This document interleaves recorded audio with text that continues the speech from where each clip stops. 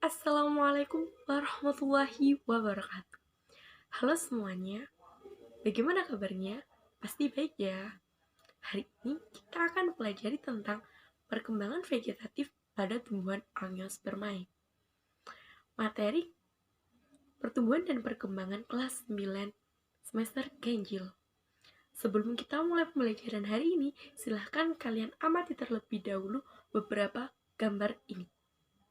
Bagaimana? Pasti kalian sudah pernah lihat semua ya, dan tidak asing dengan gambar ini. Gambar ini semua merupakan contoh dari tumbuhan Angiospermae. Gimana? Sudah tahu kan tumbuhan Angiospermae itu yang seperti apa? Mari kita lanjut. Apa itu tumbuhan Angiospermae? Tumbuhan Angiospermae atau tumbuhan dengan biji tertutup merupakan tumbuhan yang memiliki ciri bakal bijinya terdapat pada bakal buah atau di dalam bakal buah, atau nama lain bakal buah itu adalah ovarium. Jadi bakal buah ini merupakan putik yang besar. Di dalam putik ini terdapat bakal buah yang nantinya akan berkembang menjadi daging buah. Dan bakal biji ini yang nantinya akan berkembang menjadi biji buah. Seperti inilah gambar dari putik dan juga daging buah dan biji buah. Perkembangan vegetatif pada tumbuhan Angiospermae. Perkembangan vegetatif pada Angiospermae ini merupakan cara perkembangbiakan menggunakan bagian tumbuhan itu sendiri. Jadi, perkembangan vegetatif ini dapat menghasilkan individu baru tanpa melalui adanya proses fertilisasi atau pembuahan sel telur oleh sel sperma yang menghasilkan zigot. Perkembangan vegetatif ini dapat terjadi apabila adanya sel meristem. Sel meristem ini sel yang berfungsi untuk memperbanyak sel organ baru atau dia dapat menghasilkan jaringan yang baru. Di sini terdapat gambar sel meristem yang dapat membentuk individu baru. Kalian amati sel meristem ini. Perkembangan vegetatif Angiospermae dibagi menjadi dua. Yang pertama, ada perkembangan vegetatif secara alami, dan yang kedua, perkembangan vegetatif secara buatan. Perkembangan vegetatif secara alami terjadi tanpa adanya campur tangan manusia. Jadi, perkembangan vegetatif secara alami ini terjadi langsung oleh tumbuhan itu sendiri. Sementara perkembangan vegetatif secara buatan dengan adanya campur tangan manusia. Jadi perkembangan ini memang dikehendaki dan dibuat oleh manusia.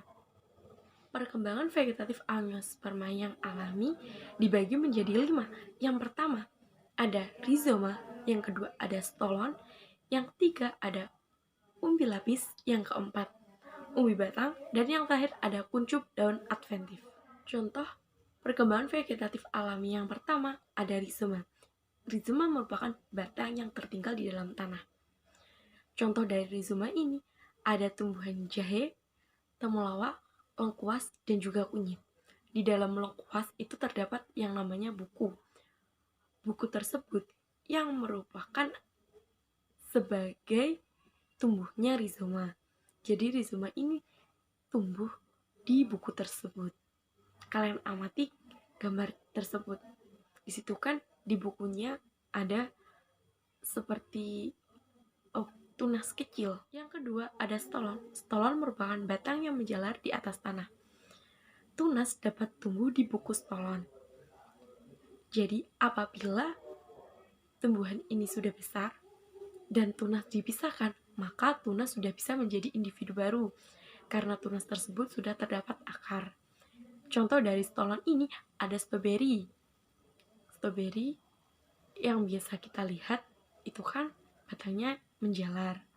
Biasanya kalau di polybag itu akan penuh karena stroberinya menjalar. Yang selanjutnya ada umbi lapis.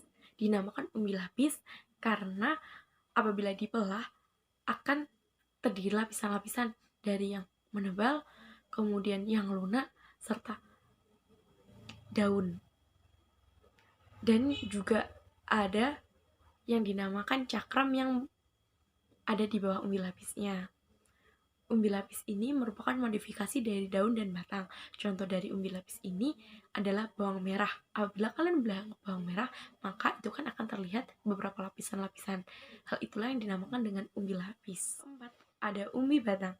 Umbi batang merupakan penggabungan batang di dalam tanah dan berisi cadangan makanan. Selain hal tersebut, umbi batang juga bisa berfungsi sebagai perkembangbiakan. Contoh dari umbi batang ini ada kentang dan ubi jalar. Apabila kalian melihat kentang yang memiliki mata atau yang seperti ada bolongan, hal itulah yang menjadi tempat tumbuhnya umbi batang. Yang terakhir ada kuncup adventif daun.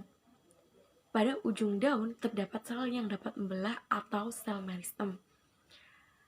Pada ujung daun itulah yang nanti akan membentuk kuncup. Kuncup merupakan tunas baru yang terdiri atas calon batang dan ataupun calon daun.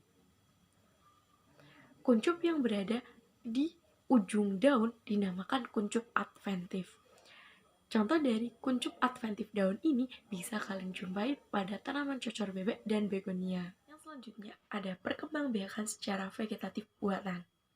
Vegetatif buatan dibagi menjadi 3. Yang pertama ada mencangkok, yang kedua merunduk, yang ketiga ada stik. Yang pertama kita akan bahas mencangkok.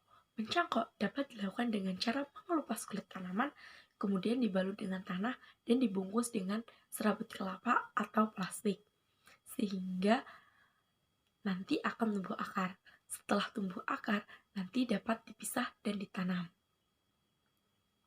Mencangkok ini hasilnya nanti akan sama dengan induknya dan lebih cepat berbuah. Tetapi mencangkok ini perakarannya tidak kuat. Dan mencangkok ini dapat dilakukan pada tumbuhan yang berkayu saja. Selanjutnya ada merunduk. Merunduk dapat dilakukan dengan cara membenamkan tangkai tanaman ke dalam tanah hingga tumbuh akar. Apabila sudah tumbuh akar, maka dapat dipisahkan dari induknya dan dapat ditanam. Merunduk ini dapat dilakukan pada tanaman yang memiliki cabang batang yang panjang dan juga yang lentur. Vegetatif buatan yang terakhir ada stek. Stek dapat dilakukan dengan cara memotong pada bagian tanaman, kemudian ditanam secara langsung hingga nanti dapat muncul individu baru. Stek ini dapat dilakukan pada batang, daun, dan juga akar. Tetapi petani banyak melakukan stek ini pada stek akar. Yang selanjutnya ada pemuliaan tanaman atau teknik pemuliaan tanaman. Pemuliaan tanaman ini merupakan teknik untuk memperbaiki mutu suatu tanaman.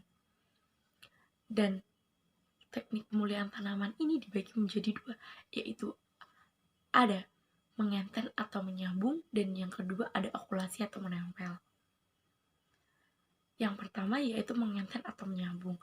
Mengenten atau menyambung ini dapat dilakukan dengan cara memotong bagian tanaman kemudian disambung dengan spesies yang sama tapi memiliki sifat yang berbeda.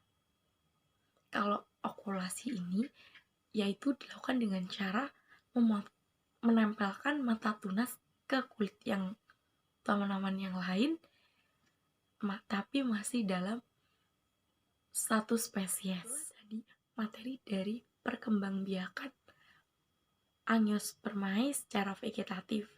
Semoga materi tersebut dapat bermanfaat untuk kita semua. Saya akhiri. Wassalamualaikum warahmatullahi wabarakatuh. Sampai jumpa di lain waktu.